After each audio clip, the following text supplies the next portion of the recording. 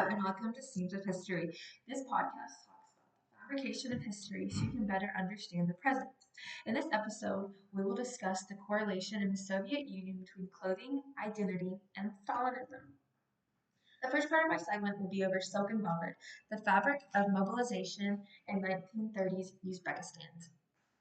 Our story starts back in the 1930s when the consolidation higher quality clothing of Stalinism was spreading through Central Asia. Opulent fabrics and clothing like silk and velvet were used by women in Uzbekistan as a symbol of high class and fortune. Dr. Claire Ruffin, in her piece, I Dress in Silk and Velvet, Women's Textile and the Textile Text in 1930s Uzbekistan, addresses the idea that clothing and outerwear was not just to show luxury, but used as, as persuasion for the Stalinist ideals.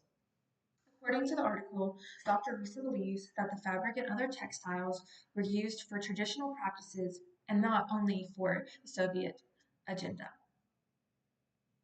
Dr. Rusin points out that during the 1930s time period, women's poetry also reinvented the fabric and textiles that would show opposition towards state government policies.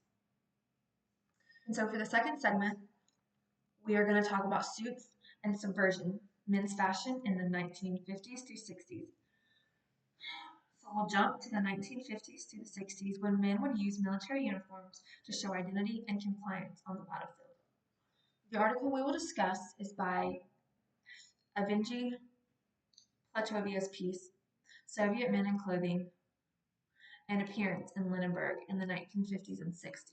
Discusses how the Soviet Union tried to suppress and supervise male professional wear and military wear and loungewear.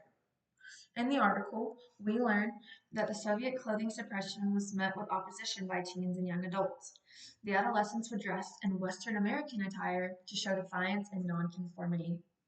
The Leningrad Fashion House was not only produced the most up-to-date fashion, but the conflict between individual expression and state-forced dress code. And then for our last segment, we will discuss the politics of dress, clothing as ideology. Both the articles talk about Stalinism and post-Stalinist Soviet Union times clothing, and how the silk fabric enforced was more than a social, economic, or political expression.